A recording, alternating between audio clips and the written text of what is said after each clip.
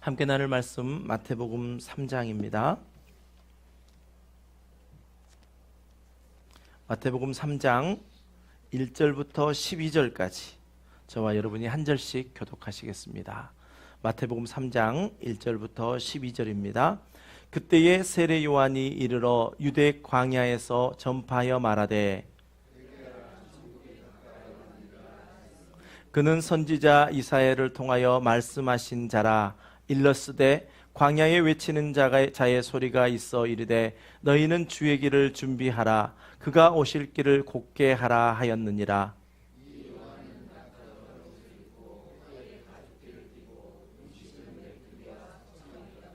이때에 예루살렘과 온 유대와 요단강 사방에서 다 그에게 나와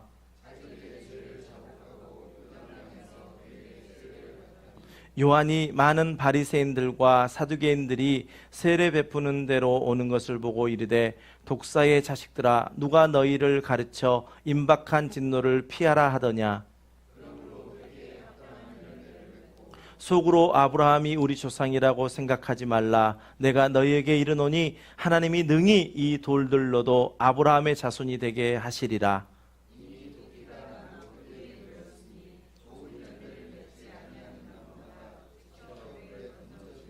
나는 너희로 하게 하기 위하여 물로 세례를 베풀거니와 내 뒤에 오시는 이는 나보다 능력이 많으시니 나는 그의 신을 들기도 감당하지 못하겠노라. 그는 성령과 불로 너희에게 세례를 베푸실 것이요.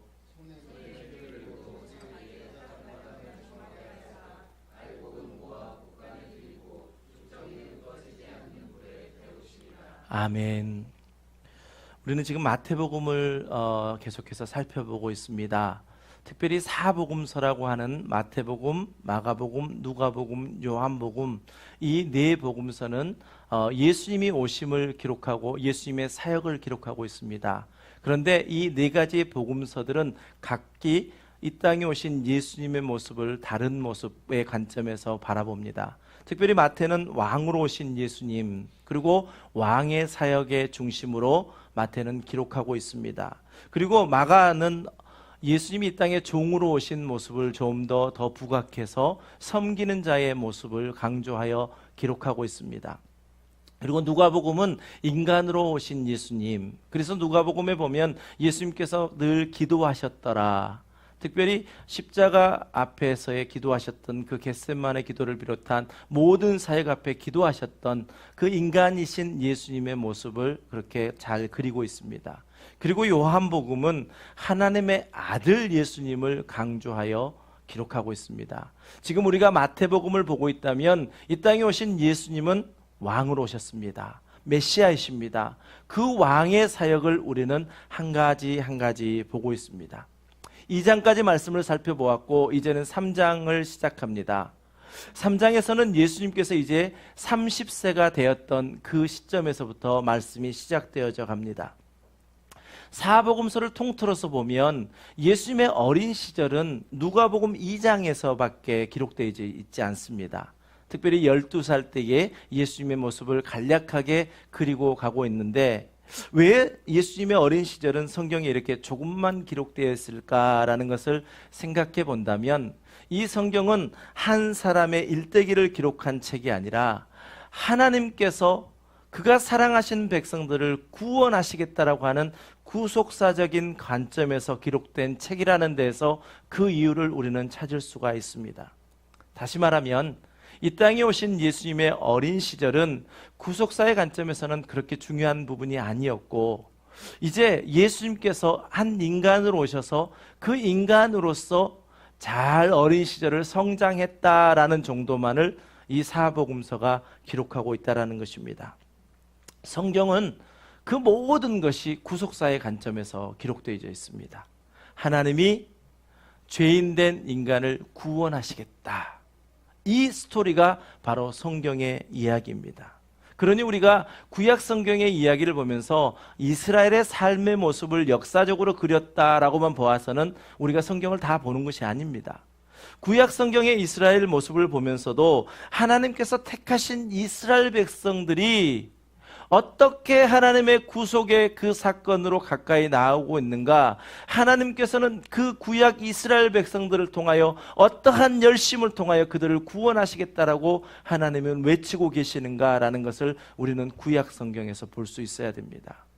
그래서 구약 성경에 보면 다윗 왕의 이야기가 나오지요. 다윗은 참 성군이었습니다. 하나님의 마음에 합한 자였습니다. 그래서 좋은 이야기들, 왕으로서 잘 다스렸던 이야기도 있지만 특별히 다윗의 범죄했던 사실도 분명하게 다루면서 철저하게 회개했던 그 다윗을 통해서 하나님께서는 다윗의 혈통을 통하여 메시아인 예수 그리스도를 보내시겠다라는 이야기를 구약 성경에서 하고 있습니다. 그러므로 오늘 우리가 읽었던 마태복음 3장의 이 세례 요한의 이야기도 우리가 구속사적 관점에서 이 말씀을 보아야 한다는 것입니다. 세례 요한 한 사람에게만 우리가 집중해서는 안 됩니다. 이 세례 요한이 과연 무엇을 지금 집중하고 있는가? 오실 예수 그리스도, 그 주님 오심을 준비하는 자로서의 세례 요한의 모습을 우리는 더욱더 집중해 보아야 합니다. 세례 요한은 왕으로 오신 예수 그리스도, 그리고 왕적 사역에 대해서 준비하는 자였다고 한다면 이 시대를 살아가는 저와 여러분은 이제 다시 오실 예수 그리스도를 준비하는, 그 재림 예수를 준비하는 자로서의 사명을 감당해야 한다는 관점에서 오늘 이 본문을 우리는 살펴보아야 합니다. 그래서 오늘 이 본문을 통해서 저와 여러분이 이 땅의 세례 요한으로 살아가면서 우리는 어떠한 사명을 감당해야 하는가라는 그러한 관점에서 오늘 말씀을 함께 나누기를 원합니다. 세 가지를 함께 살펴보기를 원하는데, 첫 번째는 이 땅에 사는 성도들은 예수 그리스도를 준비하는, 즉 재림을 준비하는 자로서 이제 다른 사람들의 회개를 촉구하는 자로서의 사명을 감당해야 한다라는 것입니다. 우리 2절 말씀을 함께 읽겠습니다. 시작. 회개하라. 아멘. 조금 더.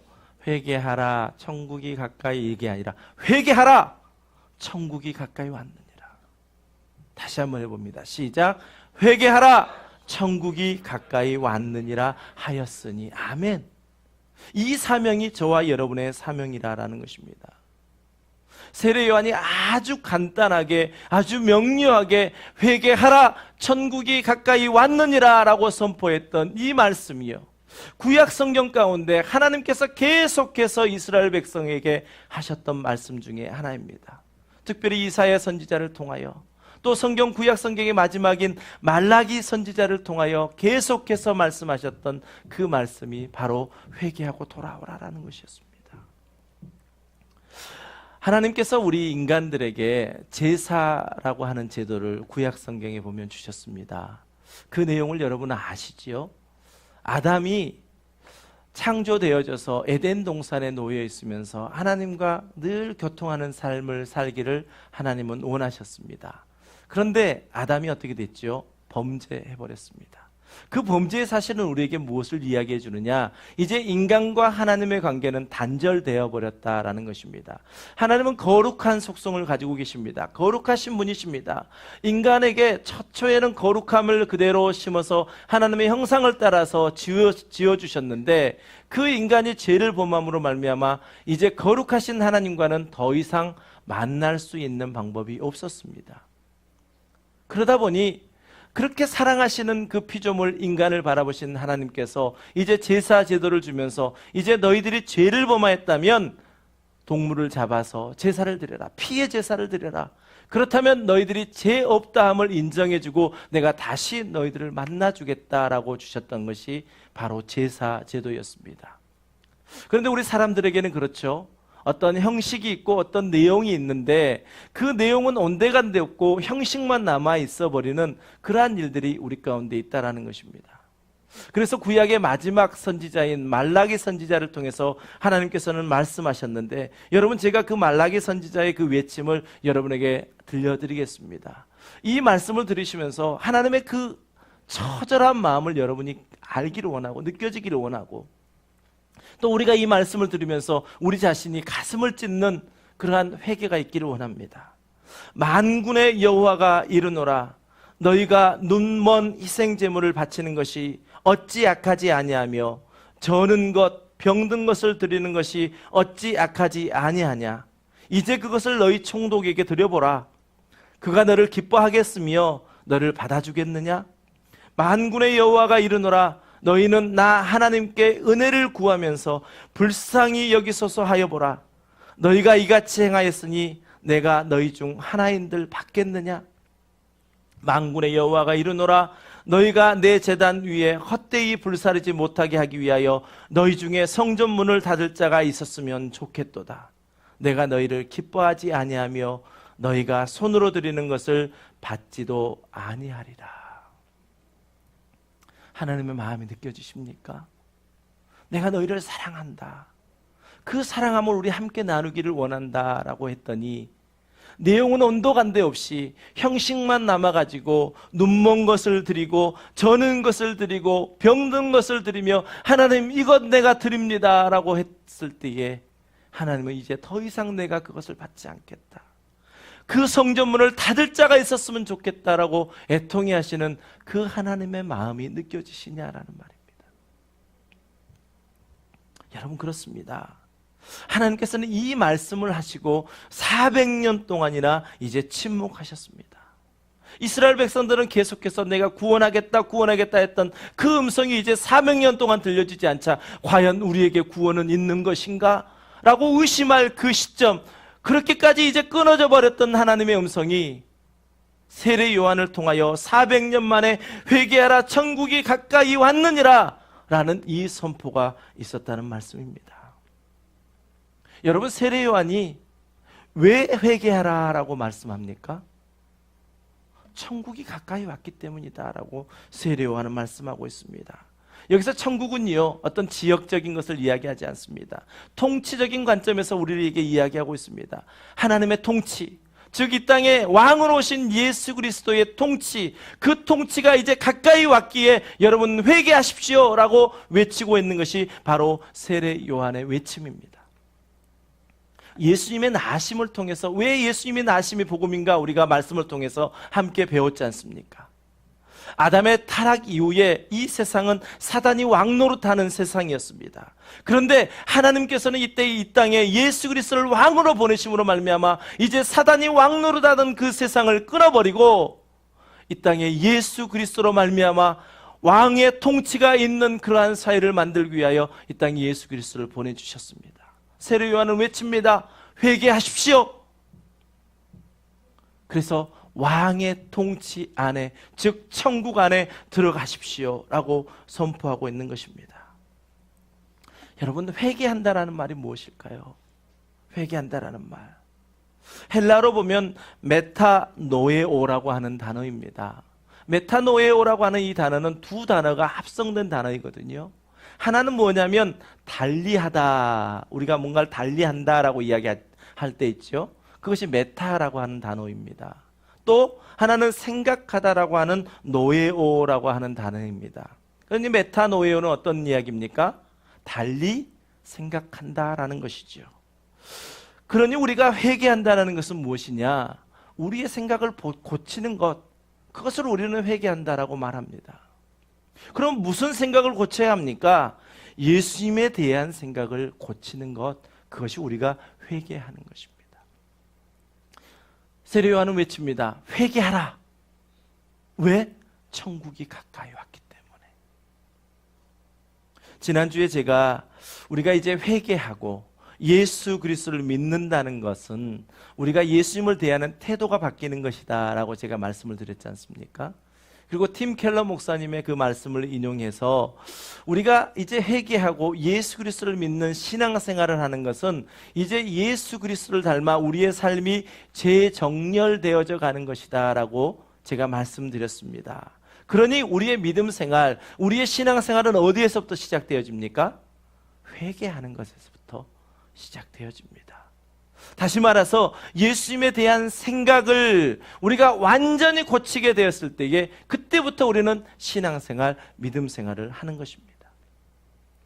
여러분, 여러분에게는 온전한 생각이 바뀌셨습니까? 예수님에 대한 생각이 예수님을 믿기 이전보다 이제 예수님을 대하는 태도가 바뀌셨습니까? 이제 여러분의 삶이 예수 그리스도로 말미암아 이제 예수 그리스도를 닮아가는 그 삶으로 재정렬되어져 가고 있습니까? 그렇다면 저와 여러분에게는 이 땅에 사명이 있습니다. 예수 그리스도에 대한 생각이 완전히 바뀌고 회개한 사람들은 분명히 사명이 있습니다. 그 사명이 있기에 하나님께서는 우리를 불러주신 것입니다. 오늘 세례 요한의 사명이 무엇이었습니까? 이 땅에 왕으로 오신 예수 그리스도를 준비하는 자로서의 사명이었다고 한다면 이 시대를 살아가는 저와 여러분은 이 세례 요한의 사명과 같이 이제 다시 오마 약속하신 그 주님의 길을 준비하는 자로서의 사명을 감당하고 살아가는 것입니다. 그러니 우리는 어떤 사람들입니까? 회개를 촉구해야 되는 사람들이죠. 하나님의 통치, 즉 이 땅에 오신 왕으로 오신 예수 그리스도의 통치 안에 들어가기 위해서는 회개하셔야 됩니다라고 회개를 촉구하는 자가 되어야 된다라는 말씀입니다. 여러분, 그러면 그렇게 이야기하실 수 있죠. 목사님, 그런데 나도 부족한데 어떻게 다른 사람한테 회개하라고 합니까? 그럼 목사님께서 설교하실 때 강단에서 회개하십시오 할 수 있는 이야기지 저희는 할 수 있는 이야기가 아니잖아요 라고 저에게 이야기하실 수 있을 것입니다. 그러나 여러분, 그렇지 않습니다. 이 땅을 살아가는 저와 여러분에게 모두에게는 회개를 촉구하는 그러한 사명을 가지고 살아가는 것입니다. 저와 여러분이 회개를 선포할 때는 결코 두려워하지 말아야 되고 결코 주저하지도 말아야 합니다.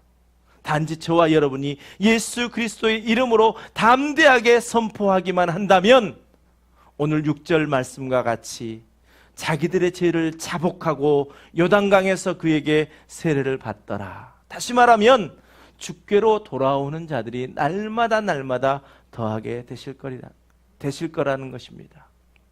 우리 함께하는 교회 함께 모여서 우리가 신앙생활하는 것은 바로 그 일을 위해서 함께 모여 있습니다. 너희끼리 정말 잘 먹고 잘 살아라, 너희끼리 재밌게 지내라, 그러게 우리에게 이 함께하는 교회를 주신 것이 아니라 이 함께하는 교회를 통해서 회개하라, 천국이 가까이 왔다, 이 선포를 우리에게 하게 하시기 위하여 우리를 이곳에 불러주셨다는 것입니다. 그러니 우리 함께하는 교회는 사명 공동체입니다. 그러니 우리 함께하는 교회는 예배 공동체입니다. 왜요? 이 예배를 통해서 그 사명이 다시 새롭게 되어야 되고 하나님의 은혜로 말미암아 우리에게 맡기신 사명이 다시 기억되어야 되기 때문에 우리 함께하는 교회는 예배 공동체입니다. 그리고 우리 함께하는 교회는요, 하나님 아버지를 아버지로 모시는 가족 공동체입니다. 그러니 옆에 계신 한송도님들과 연합하여서 천국이 가까이 왔으니 회개하십시오, 그 메시지를 이 세상 가운데 전해야 됩니다. 저는 여러분을 축복하기를 원합니다. 결코 두려워하지 마시고 염려하지 마시고 이 땅을 향하여 그 왕 되신 메시아, 그분의 통치 안에 들어가기 위해서는 여러분은 회개해야 합니다 외치시는 저와 여러분 되시기를 주님의 이름으로 간절히 축원합니다. 그렇지 않으면 세례 요한이 바리새인들과 사두개인들을 향하여 독사의 자식들아라고 하는 그 책망을 우리도 면할 수 없습니다. 우리가 두 번째로 살펴볼 것은 바로 이것입니다. 회개 가운데 우리의 가식적인 회개를 온전히 버려버리고 이제는 회개에 합당한 열매를 맺어야 되는 사명이 저와 여러분에게 있다라는 말씀입니다. 우리 함께 7절과 8절 말씀을 함께 읽겠습니다. 시작. 요한이 많은 바리새인들과 사두개인들이 세례 베푸는 데로 오는 것을 보고 이르되 독사의 자식들아, 누가 너희를 가르쳐 임박한 진노를 피하라 하더냐? 그러므로 회개에 합당한 열매를 맺고. 아멘. 여기에 나오는 바리새인, 사두개인, 또 성경에 기록되어 있지 않지만 열심당, 이 세 분파는요, 그 당시에 아주 대표적인 종교적인 분파였습니다. 그리고 종교적인 어떤 그 모든 것들을 리더해가는 그러한 리더의 그룹들이었습니다. 바리새인들은 어떤 사람들이었냐? 그들도 처음에는 굉장히 좋은 의도로 시작했습니다. 신앙이 세속화되어져 버리는 것, 그것을 막기 위해서 정결한 삶을 강조하며 경건함으로 살아가자라고 하는 의도로 조직되었던 것이 바로 바리새파였습니다. 우리가 알고 있는 대표적인 바리새인은 누구입니까? 사도 바울, 즉 사울이 이 바리새파에 속했던 사람이지요. 이들은 본래 그 안에 있는 경건성을 우리가 정말 지킴으로 하나님을 경외하는 삶을 살자라고 그렇게 시작했는데, 이들도 그 안에 있던 내용은 온데간데 없고 이렇게 하면 되고 이렇게 하면 안 된다라는 그 형식에만 너무 치우치다가 분리주의자들이 되어버렸다는 것입니다. 그래서 성경에서 바리새파 그러면 어떤 사람의 대명사입니까? 외식주의자들이요. 내면은 그렇지 못하면서 겉으로만 이것 지키세요, 이것 지키세요 하는 외식주의자들의 대명사로 이 바리새파 그러면 성경에서 이야기하고 있습니다. 하지만 우리가 이 바리새파를 생각할 때에 우리가 결코 간과하지 말아야 될 것은, 예수님께도 그들이 율법만큼은 철저하게 지켰던 사람들이라고 인정하셨던 그것은 우리가 간과해서는 안 됩니다. 또 사두개파는 어떤 사람들입니까? 구약 성경의 많은 성경 중에서 모세 오경만이 하나님의 말씀이라고 인정했던 사람들입니다. 그리고 그들은 부활을 믿지 않았습니다. 그리고 부활 이후에 있는 그 세상에 대해서도 인정하지 않았던 사람들이 사두개파 사람들이었습니다. 이 두 무리들이 누구에게 지금 왔다 이야기합니까? 세례 요한에게 왔다고요. 세례 요한이 회개하라, 천국이 가까웠다라고 선포할 때 그들이 이곳에 왔습니다. 과연 그들이 이 세례 요한의 외침 가운데 회개하라라는 그 마음에 찔림이 있어서 우리도 그에게 다가가 우리가 회개할 것들을 찾아야 되겠다라고 왔던 것이 아니었습니다. 그들은 하나님을 향한 그 경건의 모습, 바리새파들 같은 경우는 내가 얼마나 경건한 모습을 가지고 있는지 너희들에게 증거하겠다라고 나타났고, 사두개파 사람들은 단순히 호기심 때문에 세례 요한이 세례를 베푸는 그 장소까지 왔습니다.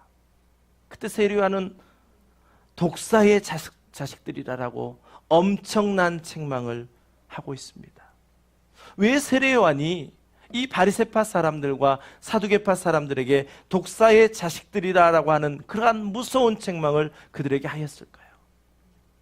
9절에서 이야기하는 것처럼 속으로 아브라함이 우리 조상이라고 생각하지 말라라고 꼬집고 있는 것처럼, 그들은 우리는 하나님께 택한 선민이야, 그래서 우리는 우리의 구원은 마땅한 당상이야, 내가 행동하는 게 어떻다 할지라도 나는 구원받는 건 확실해 하면서 그들 속에서 많은 죄악 가운데 그들이 머물러 있기 때문입니다. 온전한 회개를 하지 않고 그 모습이 아브라함의 자손이기 때문에 자신들은 구원받을 수 있다라고 하는 그러한 모습을 세례 요한은 지적하면서, 오히려 너희들은 아브라함의 자손이라기보다는 에덴 동산에서 아담과 하와를 유혹하여 범죄하게 했던 사단의 도구였던 뱀의 후손들이라라고, 독사의 자식들이라고 외치고 있는 것입니다. 여러분, 창세기 3장 15절 말씀이 원시 복음인 줄 아시죠? 최초의 복음이요. 아담이 타락하자마자 하나님께서는 그를 또 구원할 계획을 세우셨습니다. 창세기 3장 15절 말씀을 함께 읽으시면서 여자의 후손, 그리고 너의 후손, 내 후손이라고 하는 그 후손이 어떠한 의미가 있는지 우리 함께 생각해 보기로 원합니다. 함께 읽습니다. 시작. 내가 너로 여자와 원수가 되게 하고 내 후손도 여자의 후손과 원수가 되게 하리니 여자의 후손은 내 머리를 상하게 할 것이요 너는 그의 발꿈치를 상하게 할 것이니라 하시고. 아멘. 여기에서 여자의 후손은 누구입니까? 예수 그리스도. 내 후손은 누구입니까? 뱀의 후손은 누구입니까? 사단입니다. 여자의 후손에게도 이중적인 의미가 있고요, 내 후손도 이중적인 의미가 있습니다. 1차적인 것은 우리가 예수 그리스도와 사단으로 이야기했지 않습니까? 그 다음에 2차적인 의미는 어떤 의미가 있을까요? 여자의 후손은 우리 믿는 자들을 이야기합니다. 내 후손, 즉 뱀의 후손은 누구를 이야기합니까? 믿지 않는 사람들을 말합니다. 지금 세례 요한은 예수 그리스도가 왕으로 오셨는데 그것을 인정하지 않고 온전한 회개에는 관심이 없는 바리새파 사람들과 사두개인들이 사단의, 즉 뱀의 후손인 독사의 자식들이라고 보고 그들을 책망하고 있습니다. 예수 그리스도를 믿지 않는 자들, 왕으로 오신 예수 그리스도를 인정하지 않는 자들, 그를 영접하지 않는 자들, 그 통치 안에 들어가지 않는 자들, 그들을 독사의 자식들이라고 말하고 있습니다. 그리고 8절에서는 그러므로 회개에 합당한 열매를 맺으라 라고 이야기하면서 책망적 권면도 결코 놓치지 않고 있습니다. 여러분, 우리가 이 시대에 사는 예수 그리스도를 믿는 사람으로서 사명을 가지고 있는데, 첫 번째 사명은 회개를 촉구하는 것입니다. 우리가 지금 두 번째로 이야기하고 나누고 있는 이 두 번째 대지에서 가식적인 회개가 아닌 회개에 합당한 열매를 맺으라라고 이 말씀하고 있는 이 말씀 가운데 우리에게 주시는 교훈은 무엇입니까? 그 교훈은 회개가 가식적인 회개가 되어서는 안 된다라는 것입니다. 회개가 있고 난 다음에는 철저하게 그에 합당한 열매가 우리 가운데 있어야 된다라고 말씀하고 있습니다. 그렇다면 여러분, 온전한 회개는 무엇입니까? 회개에 합당한 열매는 무엇이냐는 것입니다. 그것은 바로 우리가 온전히 회개함으로 말미암아, 즉 예수 그리스도의 통치 안에 들어감으로 말미암아 이제 우리의 삶이 재정렬되어서 예수 그리스도를 닮아가는 삶이 저와 여러분 가운데 드러나는, 열매로 드러나는 것을 우리에게 말씀하고 있습니다. 세례 요한은 계속해서 경고합니다. 10절 말씀입니다. 이미 도끼가 나무 뿌리에 놓였으니 좋은 열매를 맺지 아니하는 나무마다 찍혀 불에 던져지리라. 참으로 무서운 경고 아닙니까? 이 시대에도 교회에 나오는 사람은 참 많습니다.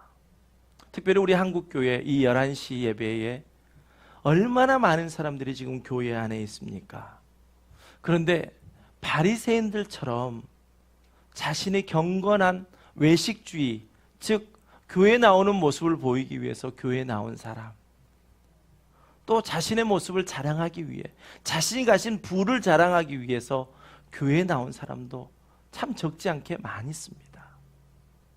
사두개파 사람들처럼요, 성경 말씀을 인정하지도 않으면서도, 그들의 진정한 회개에 대한 관심이 없으면서도 단지 호기심 때문에 교회에 나오는 사람도 적지 않다라는 것입니다.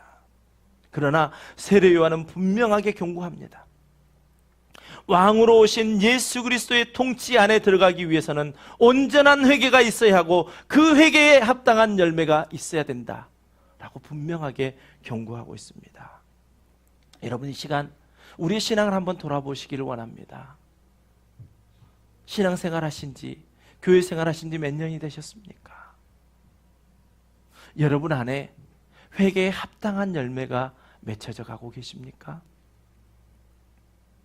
여러분 안에 예수님을 대하는 태도와 생각이 완전히 바뀌셨습니까?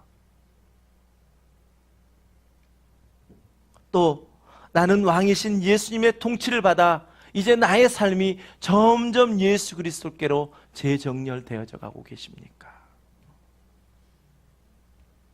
우리 12절 말씀을 함께 읽겠습니다. 시작. 손에 키를 들고 자기의 타작마당을 정하게 하사 알곡은 모아 곡간에 들이고 쭉저기는 꺼지지 않는 불에 태우시리라. 아멘. 이 자리에 계신 모든 분들을 주님의 이름으로 축복하기를 원합니다. 회개하라, 천국이 가까이 왔느니라 하신 이 놀라운 복음의 메시지 앞에 여러분 다 반응하셔서 여러분의 죄를 온전히 자복하고 예수님을 여러분의 왕으로 맞아 하늘 곳간에 쌓이시는 알곡이 다 되시기를 주님의 이름으로 간절히 축복합니다. 우리가 오늘 이 본문 가운데 우리의 사명을 깨달을 세 번째는 무엇이냐? 우리가 함께 이 사명을 감당해 가면서, 즉 복음 전하는 자로, 회개를 선포하는 자로 살아가면서 우리는 무엇을 해야 되냐? 그 세 번째는요, 내가 아닌 예수 그리스도를 드러내야 한다라는 것입니다. 내가 아닌 예수 그리스도를 드러내는 것. 우리 11절 말씀을 함께 읽습니다. 시작. 나는 너희로 회개하게 하기 위하여 물로 세례를 베풀거니와 내 뒤에 오시는 이는 나보다 능력이 많으시니 나는 그의 신을 들기도 감당하지 못하겠노라. 그는 성령과 불로 너희에게 세례를 베푸실 것이요. 아멘. 세례 요한은 정말 자기 정체성이 분명했던 사람입니다. 참 짧은 인생을 살았거든요. 또 그의 죽음 역시 쟁반 위에 자신의 목이 실려져가는, 얹혀져가는 그러한 순교를 당하는 삶을 살았습니다. 자기 정체성, 그것을 결코 흩뜨리지 않았던 그 짧은 인생 가운데 주님의 길을 준비하는 사람으로서 그 사명을 잘 감당했습니다. 우리가 세상을 살다 보면 어떤 사람에게 일을 맡기지 않습니까? 그 사람에게 일을 맡길 때 대부분의 사람들은 그렇습니다. 일을 맡겼더니 월권합니다. 또 일을 맡겼더니 자신이 드러나지 않으면 더 이상 그 일을 하지 않고 포기해버리는 사람들 참으로 많습니다. 그런데 세례 요한은 분명한 자기 정체성을 가지고 자신에게 주어진 사명을 끝까지 잘 감당했던 사람입니다. 자, 한번 생각해 보십시오. 세례 요한이 어떤 상황에서 나타났다고요?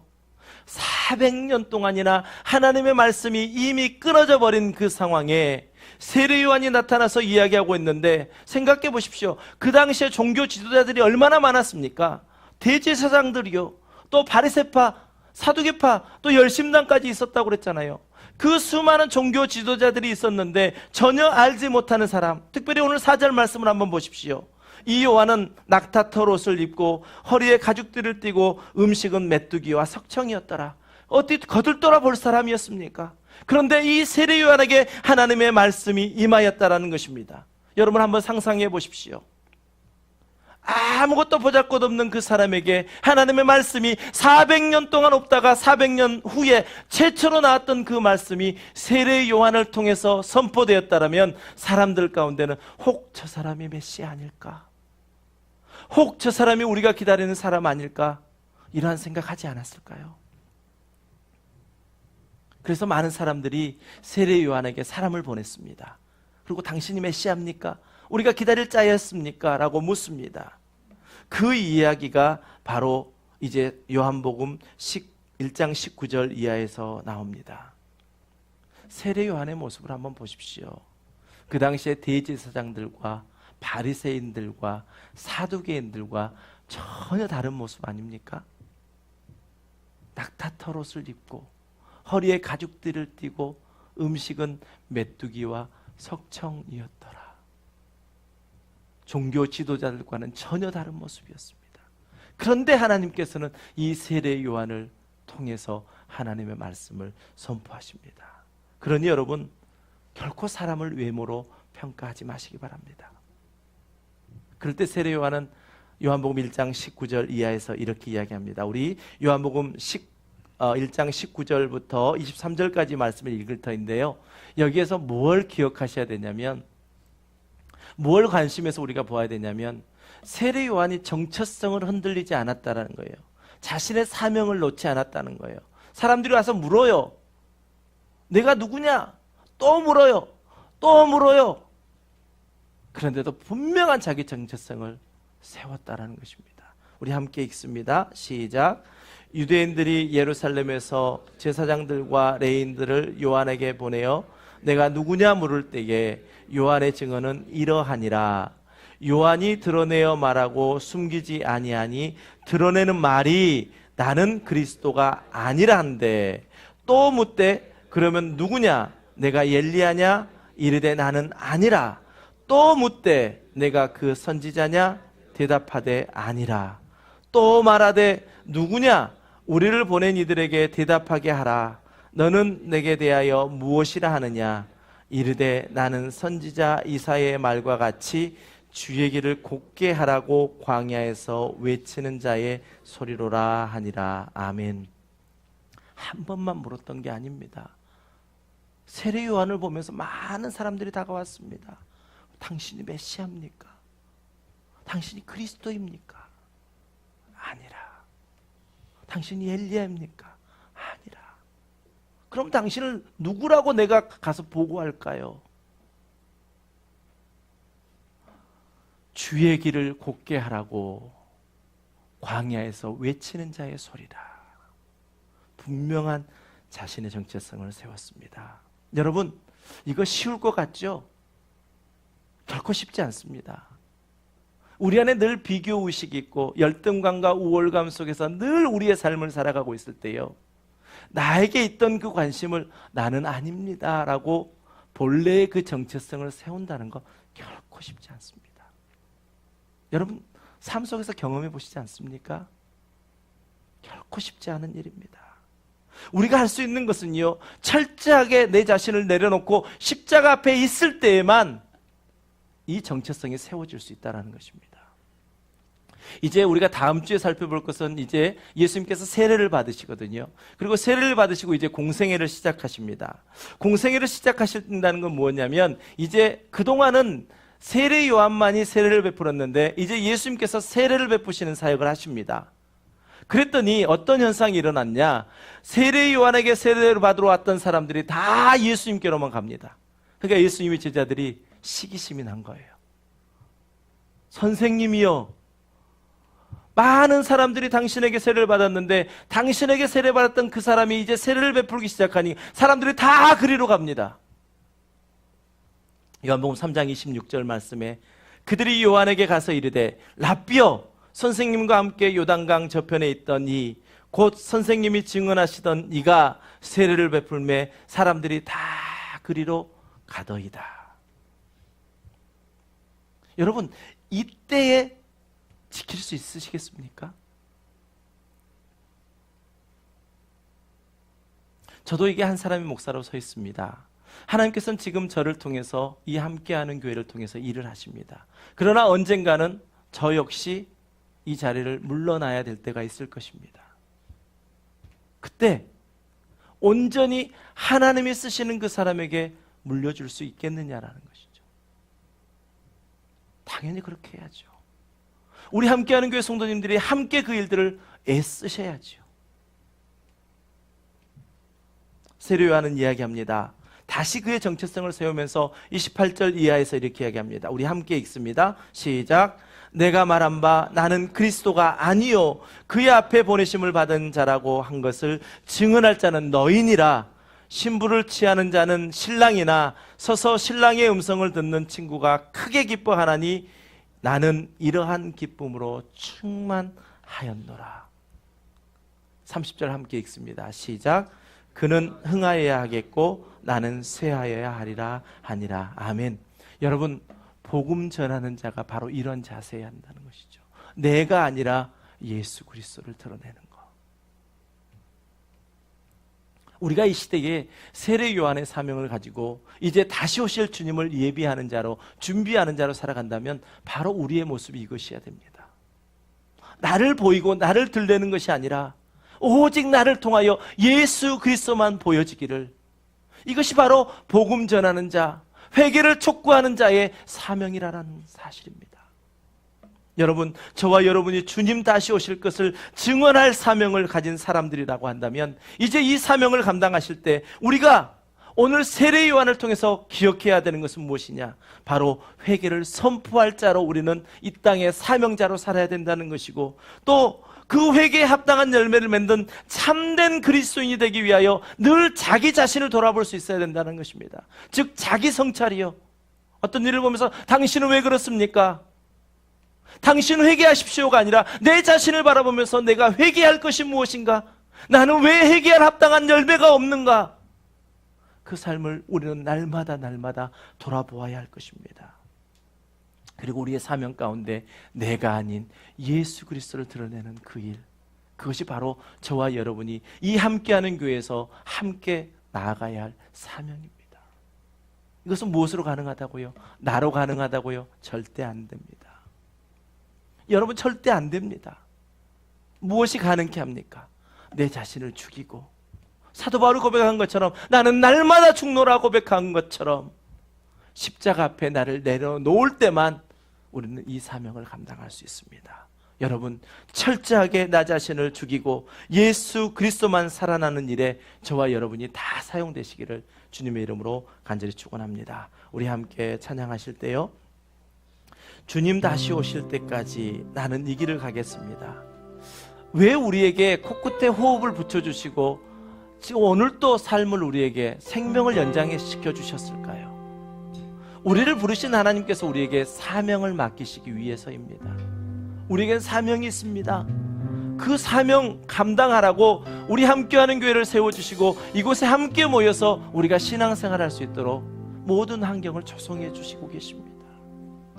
우리의 사명이 주의 길을 준비하는 자로서의 사명이시길 원합니다. 함께 찬양합니다.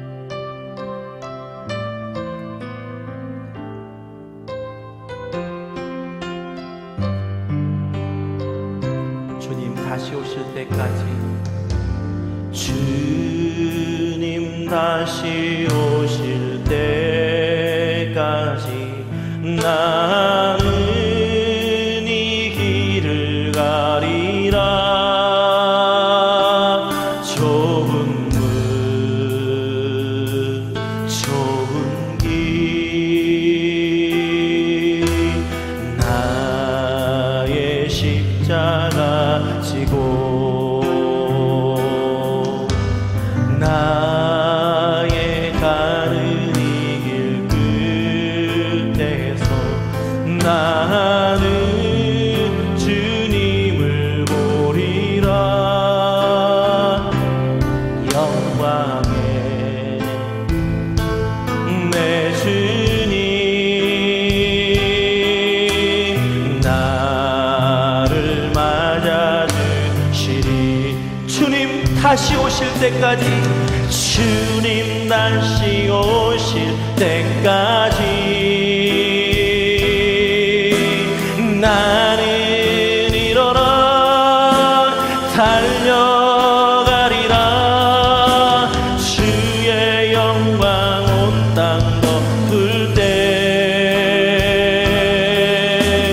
나는 일어나 노래하리. 내 사모하는 주님 온 세상 구주시라. 내 사모하는 주님 영광의 왕이 주님 다시 오실 때까지, 주님 다시 오실 때까지 우리는 사명자들입니다. 주님 오시는 그날까지 우리에게 맡기신 사명, 그 사명 가지고 일어나 달려가는 우리들 되기를 원합니다. 가리라. 주의 영광 온 땅 덮을 때 나는 일어나 노래하리. 내 사모하는 주님 온 세상 구주시라. 내 사모하는 주님 영광의 왕이, 내 사모하는 주님, 내 사모하는 주님 온 세상 구주시라. 내 사모하는 주님 영광의, 우리 함께 말씀을 생각하며 함께 통성으로 기도하며 나아가십시다. 아버지 하나님, 그렇습니다. 아버지 우리에게 사명을 주셨는데 아버지 그 사명 감당하지 못하고 산다면 아버지 하나님이여 이미 도끼가 나무 뿌리에 놓였으니 좋은 열매를 맺지 아니하는 나무마다 지켜불에 던져지리라 하신 그 말씀이 우리에게 아버지 하나님이 큰 책망으로 다가오게 하여 주시고, 아버지 하나님이여 이제 이 말씀을 통하여 우리에게 맡기신 그 사명이 주의 길을 준비하는 자라는 사실을 우리가 반드시 깨닫고, 아버지 하나님이여 회개를 선포하게 하시고, 또한 우리의 삶 가운데 회개에 합당한 열매를 맺는 그러한 그리스도인으로 살아가게 하여 주시옵소서.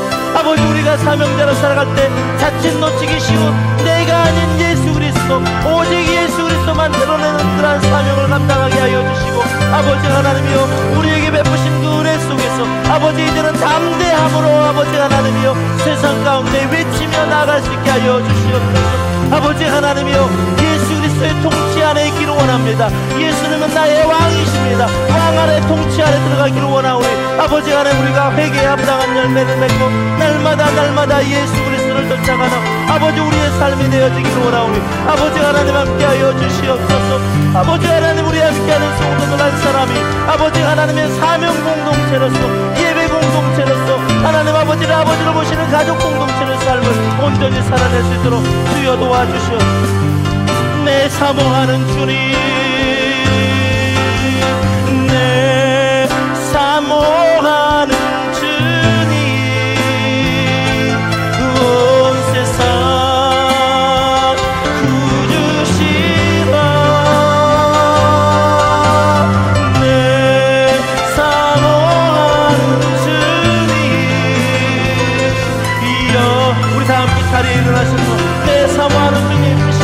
간절함으로 찬양합니다. 아멘. 내 사모한 주님 온 세상 그르시라. 내 사모하는 주님 영광에 내 사모하는 주님 나를 도와주시옵소서. 내 사모하는 주님 온 세상 그르시라. 내 사모하는 주님 영광의 왕이시라.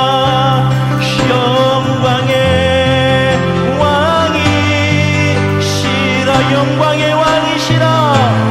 영광의 왕이시라. 이제는 왕으로 오신 우리 주 예수 그리스도의 은혜와 하나님 아버지의 극진하신 사랑과 성령님의 감화 감동 내주 교통하심의 역사가 주의 길을 준비하는 자의 사명을 발견하고 살 때에 회개에 합당한 열매를 맺는 일에 내 자신을 항상 돌아보면서 내가 아닌 오직 예수님만을 나타내며 살겠다고 결단하고 다짐하는 이 자리에 함께 예배한 모든 예배자들의 머리 위에 이제로부터 영원까지 함께 하시기를 간절히 축원하옵나이다.